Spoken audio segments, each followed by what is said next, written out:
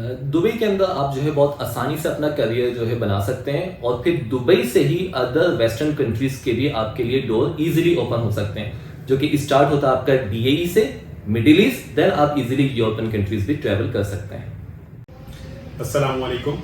आज फिर हाजिर हैं एक नए साथी के साथ। ये भी मेरे स्टूडेंट हैं। पिछली वीडियो आप लोगों ने बहुत पसंद की, बहुत ज़्यादा सराहा गया और करियर काउंसलिंग जो कि हमारे माशरे में बिल्कुल भी नहीं पाई जाती। हमारे नौजवान, हमारे स्टूडेंट्स जो हैं वो भटकते हैं, उनको कुछ पता नहीं होता कि करना क्या है। अरसलान ने भी अपनी परेशानियों का बताया कि वो किस तरह कितनी मुश्किलें से गुजरने के बाद इस मुकाम तक पहुँचे। तो इस वक्त मेरे साथ मौजूद हैं सुहेल, माशाल्लाह हाफिज़ हैं और तकरीबन ये मिडल ईस्ट में मेनली UAE और इराक में तकरीबन 15 साल गुजारे हैं। 4 साल इराक में गुजारे, 11 साल UAE में गुजारे। उसके बाद हम इनसे पूछेंगे कि इनकी फील्ड क्या रही, कैसे काम किया। और मज़े की बात यह है कि इन मिडल ईस्ट में इतना अर्सा गुजारने के बाद इन्होंने बहुत सारी दुनिया देखी, कई ममालिक देखे। तो अब शुरू करते हैं सुहेल से इनका तारुफ, इनका प्रोफेशनल जर्नी और क्या मुश्किलात इनको पेश आई। उम्मीद करता हूं कि आप लोगों को, खुसूसन तालिब इल्म और वालिदैन जो ये वीडियो देख रहे हैं, उनको अपने बच्चों को गाइड करने के लिए बहुत ज़्यादा सहूलत मिलेगी। तो अब मेरे साथ मौजूद हैं सुहेल और सुहेल से पूछते हैं कि सुहेल, आपने मैट्रिक यहाँ से किया, इंटर किया, या कैसे आपने अपना इस फील्ड को चुना? तो जी सर, सबसे पहले तो बहुत बहुत शुक्रिया, आपने इस काबिल समझा, इतनी इज्जत दी। और जो पॉइंट आपने सबसे पहले यहाँ पे रेज किया, करियर काउंसलिंग, तो इसकी सबसे ज़्यादा हमारे जो सोसाइटी के अंदर बहुत ज़्यादा जो है कमी है। इससे पहले भी इस टॉपिक को मैं रेज कर चुका हूँ कई प्लेटफॉर्म्स के ऊपर, और अभी मुझे बहुत खुशी हो रही है कि आपने इस टॉपिक को लेकर चला और हमारी जो यूथ है उसको जो है आप अवेयरनेस दे रहे हैं। सेकेंडली, जिस तरह आपने बताया कि तकरीबन 15 साल मुझे जो है मिडिल ईस्ट के अंदर हो चुके हैं, जिसमें जो है मेनली मेरा टाइम जो गुजरा है वो UAE के अंदर सबसे ज़्यादा गुजरा है। 11 साल पे तकरीबन इराक के अंदर जो है 3-4 प्रोजेक्ट किए हैं, जो कि तकरीबन 4 साल के करीब वहाँ हो जाते हैं। तो वहाँ का एक्सपीरियंस बहुत ज़्यादा डिफरेंट है। अगर हम बात करें पाकिस्तान से और वहाँ पे काम करने के हवाले से, तो दोनों में ज़मीन आसमान का बहुत ज़्यादा फ़र्क है। तो जो मेरा जर्नी था उसमें उस टाइम पर, अगर आज से 15 साल पहले देखा जाए, तो हमें कोई गाइड ऐसा करने वाला था नहीं जो हमें प्रॉपर समझा सके कि आपको जो है कौन कौन से स्टेप फॉलो करने हैं। अगर आपको बाहर जाना है तो आपको कौन कौन से काम ऐसे करने हैं जो कि आप यहाँ से अगर उन चीज़ों को प्रॉपर तरीके से फॉलो करके जाएं तो बाहर आपको आसानी बहुत ज़्यादा होगी। तो ऐसा कोई नहीं था, बस ऐसे ही था, जो आपने यहाँ से कर लिया, उसके बाद आपको कोई अपॉर्चुनिटी मिल गई तो आप चले गए, उसके बाद बाहर आपने जो है टाइम जैसे भी गुजारा, स्ट्रगल किया, तो वो सारी एक अलग चीज़ है। तो उस चीज़ को मैं थोड़ा सा यहाँ इस वीडियो के अंदर डिस्कस करेंगे कि आपको अगर बाहर जाने का प्लान है, जो कि आजकल तकरीबन ही 90% लोगों का यही, आप जिससे भी सुनो उनका यही प्लान है कि अभी किसी तरह यहाँ से बाहर जाना है, जो हमारे मुल्क के हालात चल रहे हैं। तो इस चीज़ को थोड़ा सा इस वीडियो के अंदर कवर करेंगे और उम्मीद है काफ़ी पॉइंट्स आप लोगों के इसमें क्लियर होंगे। सुहेल, मैंने आपकी कामयाबियों की बात की, आपने अपने मिडिल ईस्ट में रहने की बात की। नाज़रीन को ज़रा ये तो बताएं, आप करते क्या हैं? आपने माशाल्लाह मतलब कैसे गुजारे ये वक्त, कैसे, कितनी पहले बताएं करते क्या हैं आप और क्या क्या अचीवमेंट रही, और इसकी आपकी इस जो फील्ड आपने चुनी थी इसकी क्वालिफिकेशन क्या थी। उसके बाद फिर मैं आपसे पूछूंगा कि मुश्किलात क्या क्या रही आपको पाकिस्तान से निकलने में और वहाँ पे सेटल होने में। सही है। एक्चुअली मेरी जो फील्ड है वो है हेल्थ, सेफ्टी एंड इन्वायरमेंटल, तो HSE जो कि कहलाती है। अब तो पाकिस्तान के अंदर भी इसको बहुत ज़्यादा जो है फोकस किया जा रहा है। हेल्थ, सेफ्टी एंड इन्वायरमेंटल आपको जो है प्रिकॉशंस, आपको जो है आसान लफ्ज़ों में अगर मैं कहूँ तो हमें एहतियात करनी है, हमें ख्याल करना है, हमें प्रोटेक्ट करना है। किस चीज़ को प्रोटेक्ट करना है? लोगों को, इन्वायरमेंट को और इक्विपमेंट को। इन तमाम चीज़ों की जो प्रोटेक्शन होती है वो हमारी फील्ड का काम होता है। For example, now I am HSE manager, health, safety and environmental manager. तो मेरा काम यही होता है कि मैं जिस अपने फील्ड में काम कर रहा हूँ, मैं जिस ऑर्गेनाइजेशन के साथ काम कर रहा हूँ, तो हमारे तमाम एम्प्लॉयज़ जो है वो बिल्कुल सेफ्टी के साथ काम करें। वो जिस तरीके से अपने घर से आए हैं काम करने, उसी तरह सेफ एंड सिक्योर वापस अपनी फैमिली के साथ जाएं। उनके साथ कोई इंजरी ना हो, कोई ऐसा हादसा ना हो जिससे वो जो है डैमेज हो जाए। पहला हमारा जो फोकस होता है वो जो है एम्प्लॉयज़ का होता है। सेकंड की उसमें आ जाती हैं कि इक्विपमेंट्स, जो हमारे इक्विपमेंट्स होते हैं, जो हमारे जो है एसेट्स कंपनी के, उनको हमें जो है सिक्योर करना होता है, कोई ऐसा हादसा ना हो जिससे कंपनी को नुकसान हो सके, उनके एसेट्स को कोई नुकसान हो सके। मतलब उसमें प्रोडक्शन भी रुक जाएगी, नुकसान भी होगा, फाइनेंशियल लॉस भी होगा, सारे लॉसेस इसमें आ जाते हैं। सबसे पहले तो एक होता है डायरेक्ट लॉस। डायरेक्ट लॉस में क्या हो जाएगा कि कोई बंदा है वो उसको इंजरी हो गई, ये तो एक नजर आ गया कि डायरेक्ट लॉस हो गया। उसके बाद जो इनडायरेक्ट लॉसेस होते हैं वो बहुत ज्यादा होते हैं। ठीक, अक्सर लोग सेफ्टी को जो है बहुत ज्यादा अंडरएस्टिमेट करते हैं कि सेफ्टी एक बर्डन है, जो कि पाकिस्तान में भी बहुत ज्यादा कॉन्सेप्ट है कि सेफ्टी के ऊपर जो है बहुत बर्डन है, क्यों पैसे जाया करें, क्योंकि वो जो है डायरेक्ट कॉस्ट्स को जो है देख रहे होते हैं कि इनको इतनी सैलरी देनी है, फिर जो है ये काम थोड़ा डिले करवा देते हैं।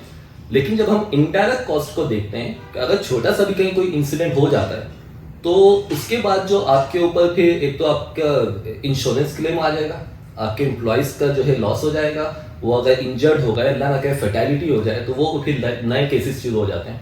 फिर उसके बाद आपकी प्रोडक्शन लॉस हो गई, फिर उसके बाद आपकी इन्वेस्टिगेशन शुरू हो जाती है, फिर जो जितनी आपकी जो है इन्फोर्समेंट एजेंसीज होती है वो उसमें इन्वॉल्व हो जाती हैं, फिर आपकी जो मार्केट वैल्यू होती है वो बहुत ज्यादा डिस्टर्ब हो जाती है, मार्केट वैल्यू आपकी गिर जाती है, फिर आपको न्यू प्रोजेक्ट सही से नहीं मिल रहे होते हैं। तो इनडायरेक्ट कॉस्ट बहुत ज्यादा होती है जो कि अक्सर लोग इसको अवॉइड कर देते, इग्नोर कर देते हैं। तो ये हमारा काम होता है कि हम जो है अपनी कंपनी के जो है एम्प्लॉयज को भी प्रोटेक्ट करें, उनके एसेट्स को भी प्रोटेक्ट करें, फिर उनके बिजनेस को भी प्रोटेक्ट करें, और फिर हमारा जो एक फोकस होता है जो कि इन्वायरमेंट को होता है, जो कि अब बहुत अच्छा लग रहा है कि आप भी माशाल्लाह इन्वायरमेंट के ऊपर बहुत ज़बरदस्त काम कर रहे हैं। मैं बहुत ज़्यादा उसको जो है फॉलो भी कर रहा होता हूँ और अक्सर उस पर मैं एप्रिसिएशन भी दे रहा होता हूँ कि इस चीज़ की हमें बहुत ज़्यादा ज़रूरत है। और हमारी फील्ड के अंदर भी इस पर बहुत ज़्यादा फोकस होता है कि हमारा जो भी काम चल रहा है उससे हम इन्वायरमेंट को डैमेज ना करें। तो इन्वायरमेंट के अंदर जाहिर बात है अगर कोई कंस्ट्रक्शन हो रही है तो वहां पे अक्सर तो ऐसा होता है कि ऑयल यूज होते हैं, वो ऑयल थ्रो कर देते हैं, या आपका जो भी वेस्ट निकलता है, हेजर्डस वेस्ट निकल रहा होता है, सेवेज वेस्ट निकल रहा होता है आपका, वो सारा जो है कहीं पे भी थ्रो कर देते हैं, डिस्पोज नहीं किया जाता। बिल्कुल यही चीज है कि आपको जो है तो आप इसको यकीनी बनाते हैं कि हमें इंश्योर करना होता है कि इन्वायरमेंट डैमेज ना हो, जो आपका हेजर्डस वेस्ट है वो जो है सेफली तरीके से जो है हैंडल होना चाहिए। जिससे आपने अक्सर देखा होगा यहाँ तो सैवेज जो है समुद्रों में बहा दिया जाता है, नदियों नालों में बहा दिया जाता है, वेस्ट विदाउट ट्रीटमेंट डायरेक्टली जा रहा है, ऐसा ही है। जबकि इसका एक प्रॉपर ट्रीटमेंट होता है, आपको जो है सेफली एक जो अथराइज कंपनीज होती हैं आपको सिर्फ उन्हीं को हैंड ओवर करना पड़ता है, उसके अलावा बाहर इसको नहीं कर सकते हैं। तो ये हमें इंश्योर करना पड़ता है कि हमारी एक्टिविटी से इन्वायरमेंट भी डैमेज ना हो। अब अगर आप यहाँ पे गाड़ियां देखें तो आप देखेंगे तो वो तो इतना ज्यादा इमिशन कर रही होती है ब्लैक स्मोक का कि वो बेतहाशा जो है इन्वायरमेंट को डैमेज कर रही है, उसमें ऑयल्स हैं, मतलब डिफरेंट काइंड ऑफ गैसेस हैं, और इतनी ज्यादा पॉल्यूशन हो चुकी है कि हम मास्क के बगैर तो बाहर घूम ही नहीं सकते हैं। तो यही है जो कि हम खुद से इन्वायरमेंट को डैमेज कर रहे हैं। तो हमारी इंडस्ट्री के अंदर ये हमारा काम होता है कि हमारे किसी भी एक्टिविटी से इन्वायरमेंट भी डैमेज ना हो। तो ये हमारा काम है और इसी की फील्ड में जो है हम लोग इसको लेके चल रहे हैं। माशाल्लाह सुहेल, आपने बताया कि आप क्या काम कर रहे हैं, यहाँ तो लोगों को अंदाजा ही नहीं है। तो मैं जानना ये चाहूँगा कि आप कराची में रहा करते थे, अभी भी माशाल्लाह कराची में हैं, तो बिल्कुल क्या आपको पता था कि ना, पहले मुझे ये बताएं कि आप इस मुकाम तक पहुँचे कैसे, ये आपका सफ़र कैसा रहा कि पाकिस्तान में तालीम क्या थी और इस मुकाम HSC मैनेजर आपने कहा ना माशाल्लाह, तो ये कितने अरसे में अचीव किया, क्या क्या मुश्किलात रही? अभी आप मुझे एजुकेशनल जर्नी, प्रोफेशनल जर्नी बताएं जिसको करने के बाद आप इस मुकाम तक पहुंचे। उसके बाद मैं आपसे पूछूंगा, अभी फोकस रहिएगा आपका पाकिस्तान में तालीम, फिर उस मुकाम तक पहुंचने की तालीम। इसमें स्टार्ट में उसी से कहूँगा जिसका हमने स्टार्ट लिया था कि करियर काउंसलिंग। आज से तकरीबन 15 साल पहले ही अगर चले जाए, 2010 में मैं यहाँ से बाहर गया था। तो उस वक्त जो है मेरी जो क्वालिफिकेशन थी वो नॉर्मल इंटरमीडिएट थी, और जैसा उस टाइम पे मुझे बहुत ज़्यादा शौक था आर्मी ज्वाइन करने का, तो उनकी रिक्वायरमेंट इंटरमीडिएट थी कि आपको सिर्फ इंटरमीडिएट होना चाहिए, उसके बाद आप जो है कमीशन ऑफिसर के लिए अप्लाई कर सकते हैं। उसके अलावा सारी आपकी फिजिकल और इंटेलिजेंस टेस्ट वगैरह उनकी तैयारी होती थी। तो मैं सबसे ज़्यादा फोकस उसी पे था। मैंने आईकॉम कर लिया था मदरसे के साथ साथ, और उसी की सारी तैयारी करता था। मदरसे मतलब हिफ्ज जो कर रहे थे, हिफ्ज जो कर रहा था, तो उसके साथ साथ मैंने आईकॉम प्राइवेट कर लिया था। तो मैं एलिजिबल था कि मैं अप्लाई कर सकता हूँ। सारे वो टेस्ट वगैरह ये अल्लाह को मंजूर नहीं था, उसमें जो है मेरी एंट्री नहीं हो सकी। तो मेरे पास ऑप्शन ये था कि मेरे पास उसकी सारी ट्रेनिंग्स थी, फिर मैंने जो है फोर्सेस की भी ट्रेनिंग लिया हुआ था, जो कि रिजर्व फोर्स वगैरह होती है, जूनियर ब्रिगेड्स वगैरह होती है। तो उसके बिहाफ पे मुझे बाहर जो है सिक्योरिटी से रिलेटेड जो है एक जॉब ऑफर होगी।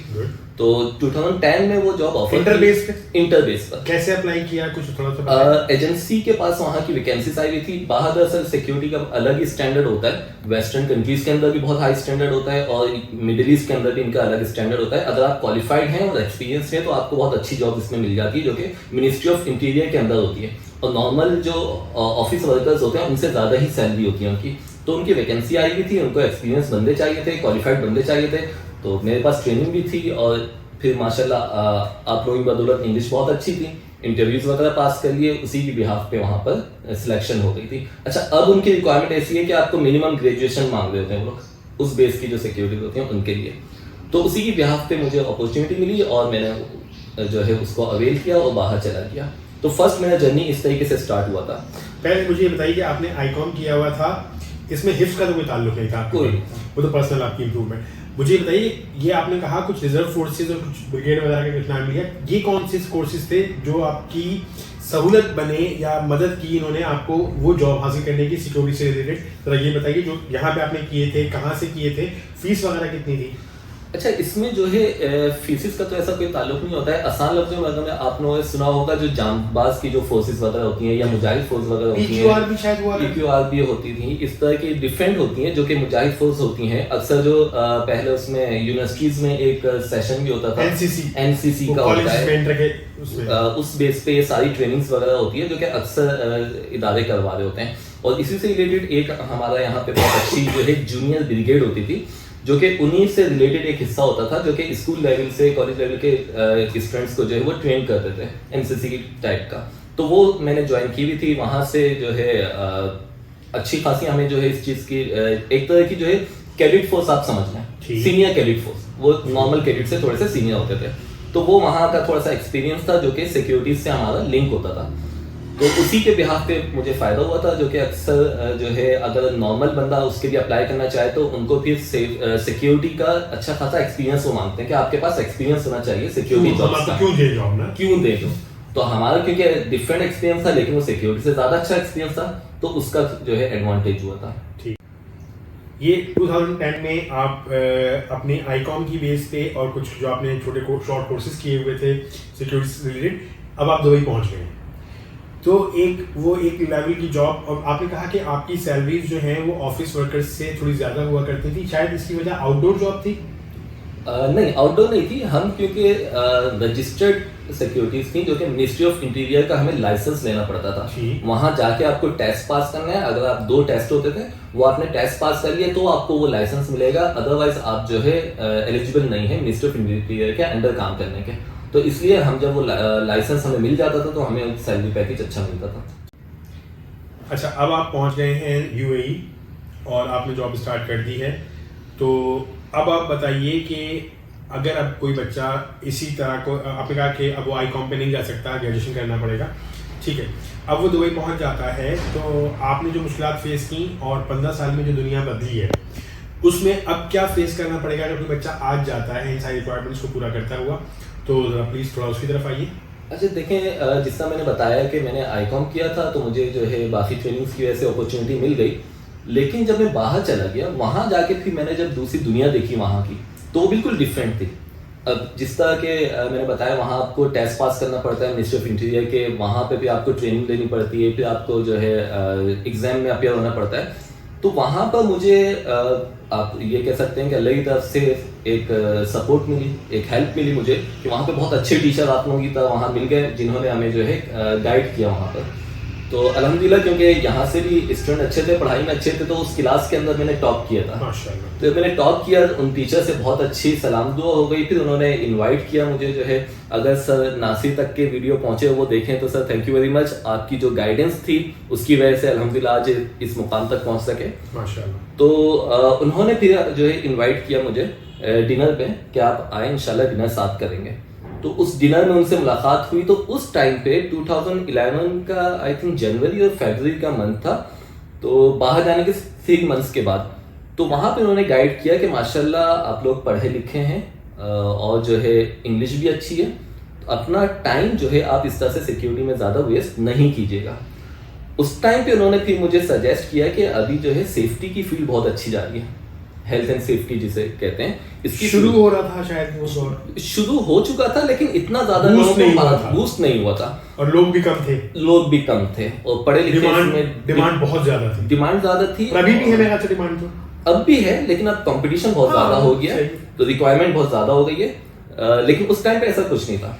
तो उस टाइम पे ये निबोश जो एक सेफ्टी का कोर्स है वो बहुत ज़्यादा नया लॉन्च हुआ था, तो बहुत ज़्यादा उसकी वैल्यू थी और बहुत कम निबोश सर्टिफाइड लोग मौजूद थे इंडस्ट्री के अंदर। तो उन्होंने ये गाइड किया कि अगर आप जो है निबोश कर लें तो आप लोग इस फील्ड के अंदर बहुत कामयाब हो सकते हैं। तो उनका बस वो मशवरा था जो कि अल्लाह ताला ने एक दिमाग में भी डाला कि टीचर हैं, सीनियर है, तो कुछ अच्छा ही सजेस्ट कर देंगे। तो बस उस मीटिंग के बाद फिर निकल गए उसकी तलाश में निबोश की। दुबई के अंदर जो है एकेडमी वगैरह सर्च की और वहाँ जाके फिर इंफॉर्मेशन ली। उस टाइम पे काफ़ी महंगा था, जो कि तकरीबन 5 to 6,000 दिरहम उसकी फीस थी पूरे कोर्स की। ठीक, तो वो जो है फिर उसमें मैंने फिर पाकिस्तान घर वालों को कॉल किया कि इस तरीके से। अच्छा, यहाँ भी किसी को नहीं पता था, सब यही कहें कि इतना महंगा कोर्स है, पैसे ज़ाया हो जाएंगे। तो लेकिन मेरे दिल में यही था कि जिस बंदे ने मुझे गाइड किया है वो एक एक्सपीरियंस बंदा है वहाँ का और अच्छे दुनिया देखी हुई है, फील्ड का बंदा है, दुनिया देखी हुई है और एक अच्छी जगह पे बैठे हुए, तो उन्होंने कुछ अच्छा ही गाइड किया होगा। तो टीचर को मुतमईन थे आप? मैं मुतमईन था कि मुझे टीचर ने गाइड किया है तो कुछ अच्छा ही गाइड किया होगा। तो मैंने जो है एडमिशन ले लिया उसके अंदर, एक बस बिलीव करके कि देखा जाएगा इंशाल्लाह, एजुकेशन है, कहीं ना कहीं काम आएगी वो। तो वो बस मैंने एडमिशन ले लिया, वही मेरी लाइफ का एक टर्निंग पॉइंट था कि उसकी बिहाफ पे फिर माशाल्लाह जैसे ही मैंने वो कोर्स में एडमिशन लिया। अच्छा, यहाँ एक बात और भी बता दूं कि अक्सर लोग जो है ये कह रहे होते हैं कि टाइम नहीं है। मैं ये मानता हूँ कि जब आप अल्लाह के ऊपर भरोसा करें और अपनी तरफ से एफर्ट्स करें तो फिर अल्लाह ताला आपको कामयाब कर देता है। उस टाइम पे मेरी जो जॉब थी वो 12 घंटे की जॉब थी, शारजा के अंदर जॉब थी, और शारजा से दुबई मुझे क्लास अटेंड करने जाना होता था, जो कि तकरीबन 8 घंटे की क्लास होती थी। नाइट शिफ्ट में ड्यूटी कर रहा था मैं, नाइट शिफ्ट के बाद दिन में 8 घंटे की क्लास अटेंड करने के लिए मैं शारजा से दुबई सफर करता था। तो वो जो है इस तरीके से वो तकरीबन मेरे 2 से 3 महीने गुजरे और अल्हम्दुलिल्लाह फर्स्ट अटेम्प्ट में ही जो है एग्ज़ाम पास कर लिया, अल्लाह ने साथ दिया। और उसके बाद जो है फिर इंतज़ार रहा कि अब इस फील्ड को किस तरीके से ज्वाइन करें। तो ये जो है यहाँ से मेरा जर्नी स्टार्ट हुआ था। तो सुहेल, बात फिर कहीं और निकल जा रही है। मुझे पहले ये बताइए कि आप जो गए थे, अब वो 15 साल पुरानी, 15 साल में तब्दीलियाँ आई हैं, फील्ड को आपने देखा है, नई नई सर्टिफिकेशंस भी हो गई होंगी। तो सर आप मुझे बताएं कि एक बच्चा जो कि आपने तो कह दिया इंटर से पहले जाना बेकार है, मतलब इंटर के बाद जाना बेकार है, अब आप ग्रेजुएशन करके जाएंगे अगर ये वाली फील्ड में जाना है तो ठीक है। हम फोकस कर रहे हैं यूएई को, और क्योंकि बहुत सारी इंडस्ट्रीज़ वहाँ पे मौजूद हैं और बहुत ज़्यादा ज़रूरत है एचएससी ऑफिसर्स की। तो ज़रा मुझे बताएं कि अब एक बच्चा ग्रेजुएशन किस में करे और कैसे अप्लाई करे और क्या कोर्सेज करके पाकिस्तान से तैयारी कितनी करके जाए।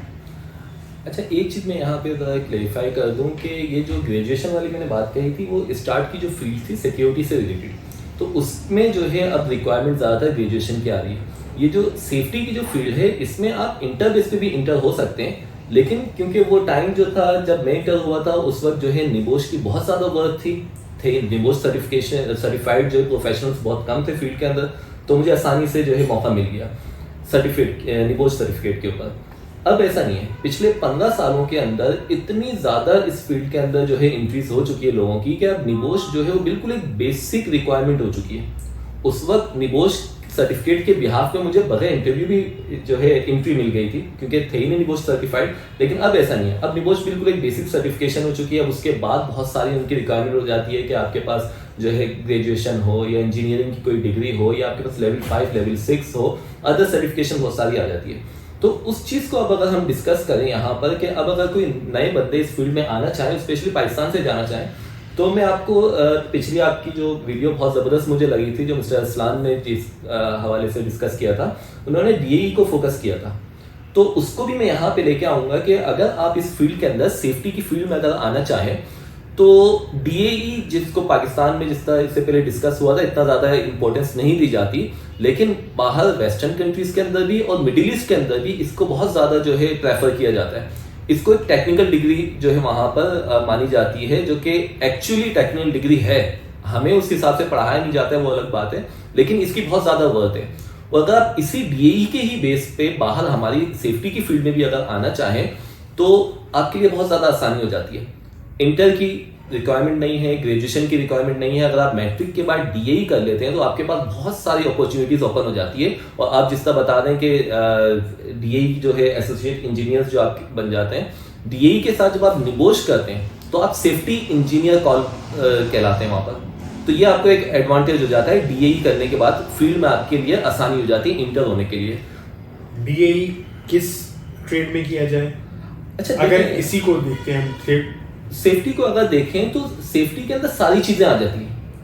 डीएई मैकेनिकल अगर आप कर रहे हैं तो सेफ्टी में मैकेनिकल वर्क्स भी आता है। डीएई इलेक्ट्रिकल अगर आप कर रहे हैं तो हमारी फील्ड के अंदर इलेक्ट्रिकल का भी काम बहुत ज्यादा होता है। सही इसी तरह आप किसी भी फील्ड के अंदर डीएई कर रहे हैं, सेफ्टी के अंदर आपको सारी चीजों को लेकर चलना पड़ता है। तो कोई सी भी डीएई की डिग्री आपके लिए जो है वैलिड होती है। इसके अंदर इनिशियल सैलरी क्या होगी, जो सबसे अहम चीज है तकरीबन? अगर एग्जैक्टली तो आप नहीं बता सकेंगे, लेकिन रफ आइडिया के अराउंड इतना हो जाएगा इनिशियली, और साल डेढ़ साल बाद इतना अगर मेहनत करते हैं तो प्रोग्रेस कर लेंगे। कुछ रफ आइडिया दें। लेकिन जिस तरह मैंने अभी कहा कि अब इस फील्ड के अंदर जो है कंपटीशन बहुत ज़्यादा हो गया, तो फील्ड में इंटर करने के लिए आप अगर आपने इस तरह से डीएई किया हुआ है और आपके पास निगोश हो जाता है तो आपकी बेसिक रिक्वायरमेंट बहुत अच्छे से पूरी हो जाती है। आपको एक्सपीरियंस के हिसाब से भी अगर एंट्री बेस की कोई जॉब मिलती है तो कम से कम 2500 से 3000 दिरहम तक के बाहर मिल जाती है। नॉर्मल वर्कर की जो मिडिल ईस्ट के अंदर सैलरी है वो तकरीबन 1500 दिरहम अभी चल रही है, नॉर्मल वर्कर की सैलरी। उनके मुकाबले में आपकी एज अ फ्रेश जो है 2500 से 3000 दिरहम तक की आपकी सैलरी लग जाती है। लेकिन जब आप एक्सपीरियंस ले लेते हैं फील्ड का तो उसके बाद आप जो है आगे बढ़ सकते हैं और आपकी सैलरीज भी आपके एक्सपीरियंस और आपके जो है क्वालिफिकेशन और आपके टैलेंट के हिसाब से आपको मिल रही होती है। वो भी बढ़ के जो है 4000, 5000, 7000, 10000, 15000 इस हद तक के भी आप चले जाते हैं। अब मैं अपना जर्नी अगर आपको बताऊं तो मैंने जो है 3000 से स्टार्ट लिया था अपनी बाहर का जर्नी, और वो फिर जो है तकरीबन हर साल 2 साल 3 साल में वो इंक्रीज होती गई और अल्हम्दुलिल्लाह जो है वो मल्टीप्लाई बाय 5, 6, 7 तक के वो जा चुकी है। तो इस तरह से आपके ऊपर डिपेंड करता है, आप जितनी मेहनत करेंगे, जितना अच्छा परफॉर्म करेंगे, आप उतना ही ज़्यादा उसमें जा सकते हैं। निगोश आपने बताया, थोड़ा सा ये बता दें क्या ये पाकिस्तान से किया जा सकता है और इस पे फीस अब कितनी है, और आप क्या गाइड कर सकते हैं कि तैयारी कैसे की जाएगी या कहाँ से की जाएगी, कुछ इसके बारे में? देखिए, मैं इसमें सबसे पहले यही गाइड करूँगा कि हमें तो माशाल्लाह हमारे टाइम पे बहुत अच्छा जो है प्लेटफॉर्म मिल गया था, जो हमने कंटिन्यू किया। सर वली और सर शाहिद का उन पे बहुत अच्छा हाथ था। हमने इंग्लिश जो है सबसे पहले स्टार्ट ले ली थी और हमें उस प्लेटफॉर्म से इतना अच्छा जो है सीखने को मिला था, जिससे हमारा कॉन्फिडेंस, हमारी कम्युनिकेशन ये बहुत ज़्यादा स्ट्रांग हुई थी। तो अगर आप निगोश की तरफ इस फील्ड में जाना चाहें तो आपकी सबसे पहली जो रिक्वायरमेंट होगी वो होगी इंग्लिश, क्योंकि निगोश पास करने के लिए आपको इंग्लिश का आना बहुत ज़रूरी होता है। आपके एग्जाम्स जो होते हैं वो इंग्लिश में होते हैं। अगर आपको इंग्लिश नहीं आती है तो आप उसमें जो है सही से आंसर नहीं दे सकते हैं, आप उसमें इंटरव्यू सही से पास नहीं कर सकते हैं। और फिर इस फील्ड के अंदर भी जब आप जाते हैं तो आपको जाहिर सी बात है कॉर्पोरेट लेवल पे डील करना पड़ता है, मैनेजमेंट को डील करना पड़ता है, तो उसमें आपकी कम्युनिकेशन अच्छी होनी चाहिए। यहाँ पे सर एक चीज़ मैं ऐड करूँगा कि स्पेशली हमारे पाकिस्तान के अंदर जो है इंजीनियर भी बन जाते हैं हमारे जो स्टूडेंट्स होते हैं, लेकिन उनकी कम्युनिकेशन नहीं होती है। आप उनसे जब कम्युनिकेट करते हैं, वो किसी प्लेटफॉर्म पे जाके जो है कोई प्रेजेंटेशन देते हैं तो वो बिल्कुल परफॉर्म नहीं कर पाते हैं, जिसकी वजह से ये होता है कि आप जो है जब परफॉर्म नहीं करते हैं तो आप जो है नज़र में नहीं आते हैं। आप नज़र में नहीं आते फिर आपको अपॉर्चुनिटीज वहाँ से कम होने लग जाती है। तो सबसे पहले यही मशवरा दूंगा कि जब आपका डीएई स्टार्ट हो रहा है, जब आप मैट्रिक में भी हैं, तो तब से ही अपने इंग्लिश के ऊपर फोकस करें। इस फील्ड के अंदर इंग्लिश और कंप्यूटर सबसे ज़्यादा मेन है। अगर आपके पास इंग्लिश और कंप्यूटर की नॉलेज नहीं है, बेसिक नॉलेज नहीं है कंप्यूटर की, तो आप इस फील्ड में कामयाब नहीं हो सकते। इंग्लिश, कंप्यूटर, उसके साथ आप जो है अपना डीएई कंटिन्यू कर लें। इस 3 साल के अंदर अगर आपने ये तीनों चीज़ों को फोकस कर लिया, डीएई, इंग्लिश और कंप्यूटर, तो 3 साल के अंदर आप जो है अपना निगोश की फील्ड में आ सकते हैं, सेफ्टी की फील्ड में।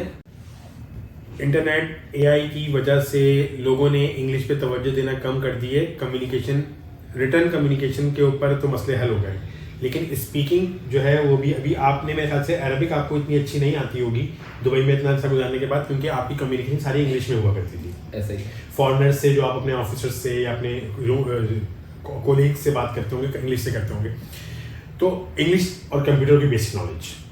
अब आप बता रहे हैं निबोश के बारे में कि इंग्लिश, डीएई और कंप्यूटर।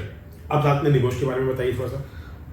देखिए, निबोश में आपके पास इंग्लिश है, आपके पास कंप्यूटर है, तो निबोश के अंदर सारे क्वेश्चंस जो आते हैं वो सेफ्टी से रिलेटेड ही आते हैं कि सेफ्टी क्या है, आप क्या क्या चीज़ों को फोकस कर सकते हैं, किस तरीके से आप जो है प्रोटेक्ट कर सकते हैं इक्विपमेंट को, लोगों को, उसके डिफरेंट टॉपिक्स होते हैं। तो बेसिक यही चीज़ होती है कि अगर आप एक सिलेबस है वो सेफ्टी का, आपको इंग्लिश आती है, आप उसे इजीली पास कर सकते हैं, इतना ज़्यादा कोई रॉकेट साइंस नहीं है। लेकिन उसमें यही है कि जिस तरह मैंने कहा कि निबोश जो है अब बेसिक हो चुका है। आपको एंट्री फील्ड के लिए तो निबोश आपको एंट्री करा देगा, लेकिन अब आप जैसी एंट्री उसमें आपने ले ली सेफ्टी की फील्ड के अंदर, तो आपको अपने आप को अपग्रेड करना पड़ेगा। अभी निबोश की अगर बात करें तो तकरीबन जो है 120-130K के अंदर जो है 1,20,000 से 1,30,000 के अंदर आप निबोश जो है अपेयर हो जाता है। पाकिस्तान में? पाकिस्तान ये ऑनलाइन टेस्ट होता है? ये ऑनलाइन टेस्ट होता है। तैयारी आप कर लें? हाँ, अब पहले तो ऐसा होता था कि आपको जो है एग्जाम देने के लिए जाना पड़ता था, लेकिन अब ऐसा नहीं है। अब आप जो है ऑनलाइन उसका एग्जाम जैसे आइल्स वाला एग्जाम देते हैं ऑनलाइन। आइल्स तकरीबन उसी तरीके का है। नहीं, जैसे ऑनलाइन मतलब हमारा पेपर कहीं पे भी हो रहा है, हम अपेयर हो गए प्रॉपर सेंटर में जाके। नहीं, उसमें ऐसा नहीं है। वो आपको जो है एक क्वेश्चन पेपर आपको भेजते हैं और आपको फिर 24 आवर्स का आपको टाइम देते हैं। उसके अंदर क्वेश्चंस होते हैं, 8 to 10 क्वेश्चंस होते हैं, आपको उसके आंसर लिखने पड़ते हैं, फिर आपको वो अपना टेस्ट रिपोर्ट जो है वो जमा करानी पड़ती है। इसका एक प्रोसीजर होता है। ऐसा नहीं है कि आपको 1 to 2 आवर का टाइम मिल रहा है, आपको उसी वक्त जो है आप उसको कंप्लीट करना है, ऐसा नहीं है। वो आपको क्वेश्चन दे देते हैं, आपके पास 24 आवर्स का टाइम होता है, उसके अंदर आपने अपने आंसर देकर जमा कराना होता है।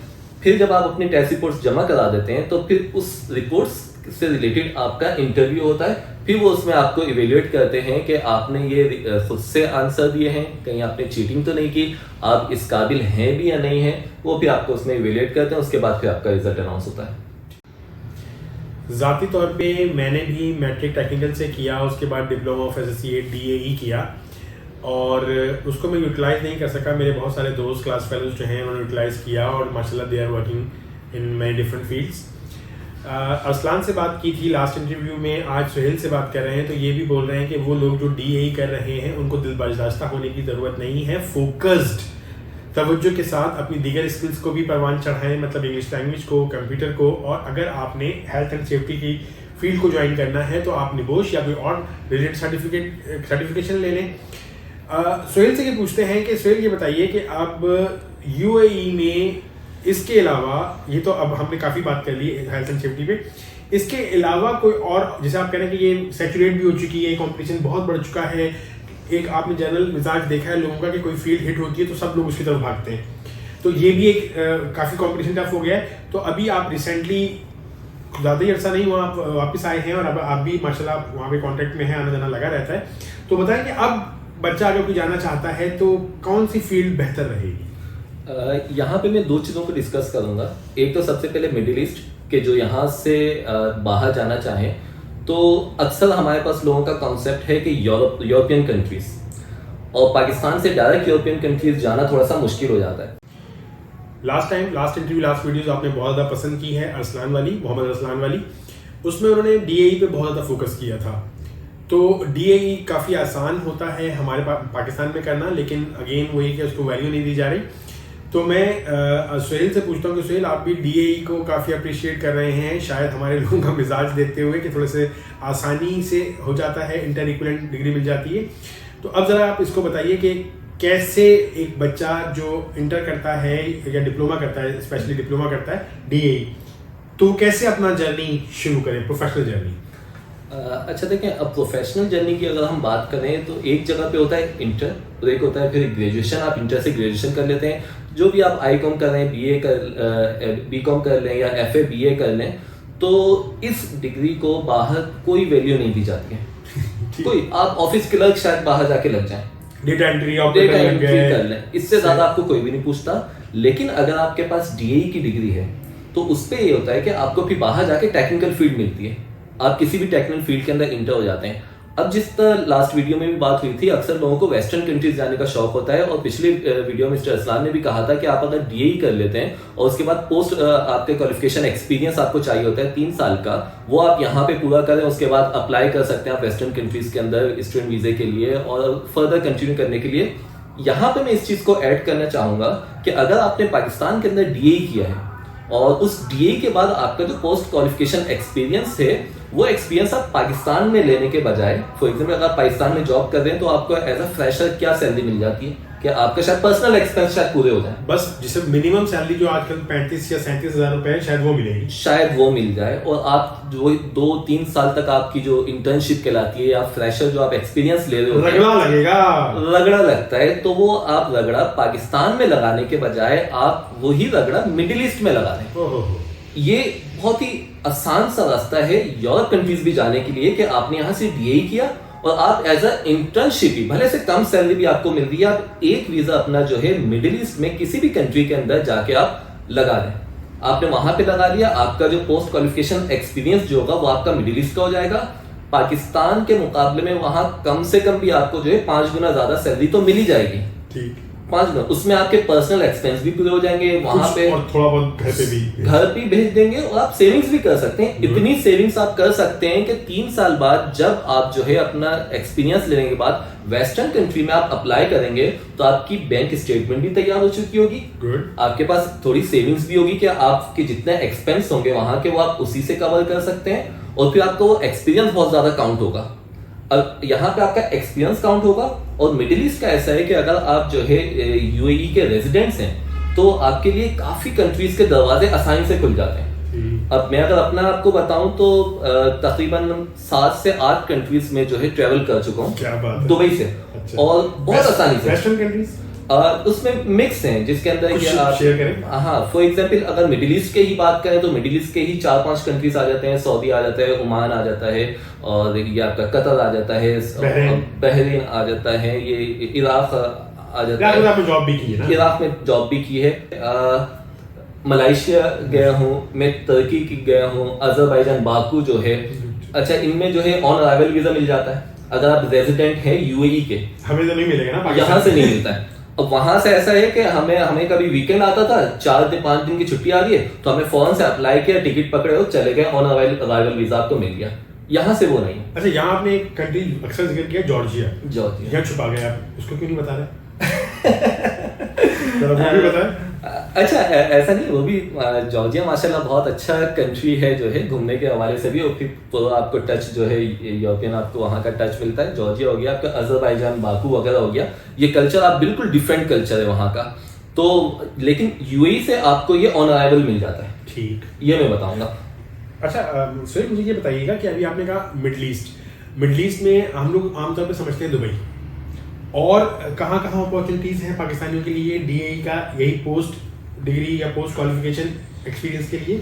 देखें, आप जो है तकरीबन पूरे मिडिल ईस्ट के अंदर आसानी से अप्लाई कर सकते हैं, सिवाय कोयत का वीजा हमें थोड़ा मुश्किल से मिल रहा होता है वहां पर। तो सऊदी आप जा सकते हैं, आप यूएई जा सकते हैं जो कि दुबई से मशहूर है, अबू धाबी। दुबई की एमिरेट्स हैं डिफरेंट, लेकिन यूएई है यूनाइटेड अरब एमिरेट्स। आप किसी भी स्टेट में जा सकते हैं, आप बहरीन जा सकते हैं, बहरीन का भी वीजा हमारा लग जाता है, आप कतर जा सकते हैं, कतर का वीजा हमारा लग जाता है, आप ओमान जा सकते हैं, आपका ओमान का भी आसानी से वीजा लग जाता है। इराक में आजकल बहुत ज्यादा अपॉर्चुनिटी आई हुई है। अच्छा, लोगों का कॉन्सेप्ट ऐसा हुआ है इराक पता नहीं कितना होगा, कैसा वहां पे जंगें चल रही होगी, सिक्योरिटी का सिस्टम क्या होगा, तो मैं ये बता दूं पाकिस्तान से ज्यादा अच्छे हालात हैं वहां पर, तो आप इजिली वहां जा सकते हैं। 3-4 साल मैंने बाहर गुजारे, इराक में घूमा भी हूँ, एक बार भी मेरे साथ स्नैचिंग नहीं हुई, लेकिन वो पाकिस्तान में उससे ज्यादा मेरे साथ हो चुकी है। तो आप बेफिक्र होकर, अक्सर लोग मुझसे सवाल पूछ रहे होते हैं इराक का सिक्योरिटी सिस्टम कैसा है, आप बेफिक्र होकर जाएं, कोई सर वहाँ के हालात खराब नहीं है, बहुत अच्छा टाइम वहाँ पे गुजारते हैं। यस सोहेल, पोस्ट डीएई जो एक्सपीरियंस है और आप मिडिल ईस्ट किसी फर्म में लेते हैं तो मेरे ख्याल से वहाँ पे आपको मिलता जुलता यूरोपियन एक्सपोजर ही मिलेगा, क्योंकि ज्यादातर कंपनीज बाहर की हैं, शायद ऐसा है कुछ? बिल्कुल ऐसा ही है। वहाँ पर जितना भी आपका एक्सपोजर हो रहा होता है वो यूरोपियन ही कंट्रीज से कंपनीज से हो रहा होता है। वहाँ की मैनेजमेंट जो होती है वही होती है। अब जिस तरह 15 साल मैंने गुजारे हैं तो मुझे मैनेजमेंट सारी तकरीबन फ्रेंच मैनेजमेंट के साथ मैंने काम किया है, मैंने यूके मैनेजमेंट के साथ मैंने काम किया है, और जो है यूएसए की मैनेजमेंट थी, तो ये सारी चाइनीज मैनेजमेंट थी, कोरियन मैनेजमेंट थी, तो उन्हीं के साथ सारा रहा और कम्युनिकेशन वगैरह सारी उन्हीं के साथ होती थी। तो आपको एक्सपोजर वही मिलता है, वर्क इन्वायरमेंट सारा वही होता है, उन्हीं की सारी एसओपीज आप प्रोसीजर सारे उन्हीं के फॉलो कर रहे होते हैं वहाँ पर।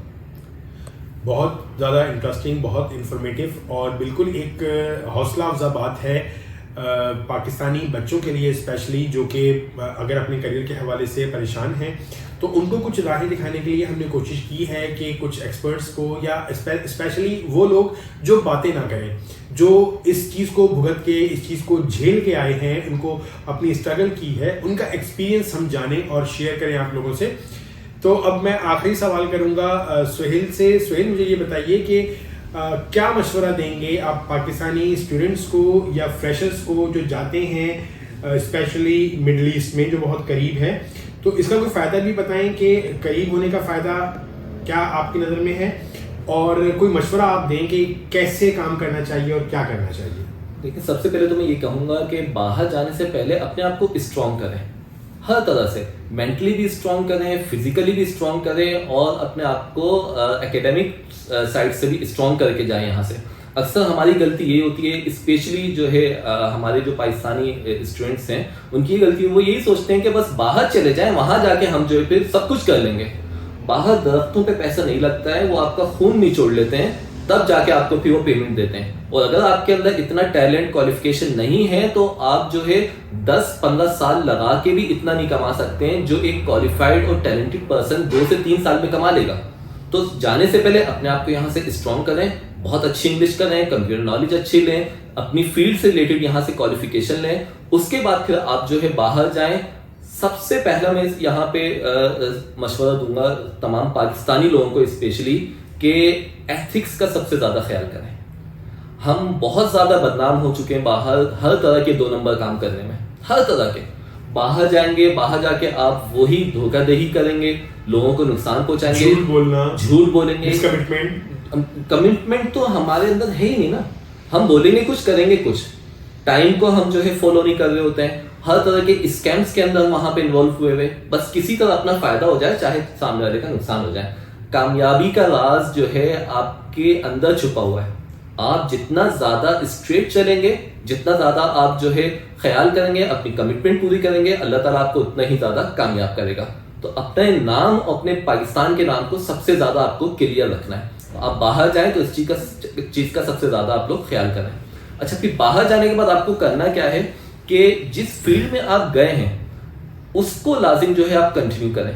कंटिन्यू क्या करना है कि अगर आप वहां पे आपकी जितनी भी आपकी इनकम हो रही है उसमें से एक पोर्शन जो है अपने आप को अपग्रेड करने में लगाएं। फॉर एग्जाम्पल, जिस तरह मैंने बताया कि निबोश से मैंने एंट्री लेवल HSC का मैंने लिया था, तो उसके बाद फिर हर साल जो है उससे रिलेटेड शॉर्ट कोर्सेज करते रहे। लेवल 5 निबोश जो लेवल 3 है, उसके बाद फिर लेवल 5 किए, उसके बाद फिर लेवल 6 किए, उससे रिलेटेड सर्टिफिकेशन किए, दुबई की, अबू धाबी की, यूके की, अदर रिलेटेड ट्रेनिंग्स वगैरह। तो अपने आप को जितना आप अपग्रेड करते रहेंगे उतना ज्यादा आपको फिर फायदा होगा। फिर उसी तरह से आपकी फिर प्रमोशंस होंगे, सैलरी आपकी इंक्रीज होगी और कम टाइम में फिर आप जो है ज्यादा से ज्यादा अचीवमेंट हासिल करेंगे। शुक्रिया बहुत बहुत सुहेल। उम्मीद करता हूँ कि ये वीडियो भी आप लोगों के लिए बहुत ज़्यादा कारआमद होगी, पेरेंट्स के लिए, अपने बच्चों की गाइडलाइन के लिए, स्टूडेंट्स के लिए, खासतौर पर जो मैट्रिक में हैं, कुछ प्लान कर रहे हैं, या जो DI के स्टूडेंट्स हैं, उनके लिए भी ये चीज़ काफ़ी फ़ायदेमंद हो सकती है। अगर आपको इस हवाले से कोई भी सवाल हो, कोई भी क्वेरी हो, तो Suhail is ready to help you, he is ready to guide you.